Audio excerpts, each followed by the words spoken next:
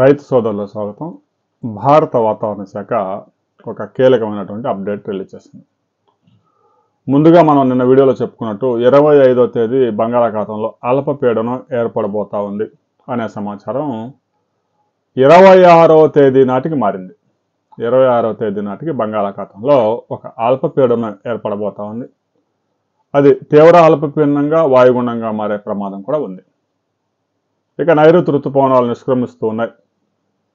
ఉపరితల ఆవర్తనం కొనసాగుతూ ఉంది ఆంధ్రప్రదేశ్, తెలంగాణ, ఛత్తీస్గఢ్, మహారాష్ట్ర, కర్ణాటక మీదుగా. వీటి ప్రభావంతో రెండు తెలుగు రాష్ట్రాల్లో చాలా ప్రాంతాల్లో మోస్తరు వర్షాలు, కొన్ని ప్రాంతాల్లో కుండపోత వర్షాలు విరుచుకు పడుతూ ఉన్నాయి. గడిచిన 24 గంటల్లో ఆంధ్రప్రదేశ్లో కొన్ని ప్రాంతాల్లో 6 నుంచి 7 సెంటీమీటర్ల వర్షపాతాలు నమోదయ్యాయి. తెలంగాణలో 2 నుంచి 3 సెంటీమీటర్ల వర్షపాతాలు నమోదయ్యాయి. ఇక ఆంధ్రప్రదేశ్లోని గుంటూరు, ప్రకాశం, నెల్లూరు ఈ జిల్లాల్లో 4 నుంచి 6 సెంటీమీటర్లు, చిత్తూరు, అనంతపురం, కడప, కర్నూలు జిల్లాల్లో 3 నుంచి 5 సెంటీమీటర్ల వర్షపాతాలు నమోదయ్యే అవకాశం ఉంది. ఇక ఉభయ గోదావరి, కృష్ణా జిల్లాల్లో 2 నుంచి 5 సెంటీమీటర్లు, అక్కడక్కడ అతి భారీ వర్షాలు కూడా నమోదయ్యే అవకాశం ఉంది. విజయనగరం, విశాఖపట్నం, శ్రీకాకుళం జిల్లాల్లో మోస్తరు వర్షాలకు అవకాశం ఉందని స్కైమెట్ వాతావరణ సంస్థ కూడా తెలియజేసింది.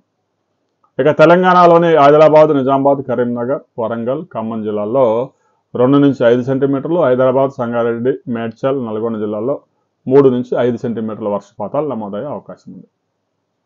రాబోయే 48 అవర్స్లో కొన్ని ప్రాంతాల్లో అతి భారీ వర్షాలకి అవకాశం ఉంది. ఉరుములు, పిడుగులతో కూడిన వర్షాలు పడతాయని ఆంధ్రప్రదేశ్ విపత్తు నిర్వహణ సంస్థ ఇప్పటికే రైతు సోదరులందరికీ మెసేజ్లు కూడా పంపించింది.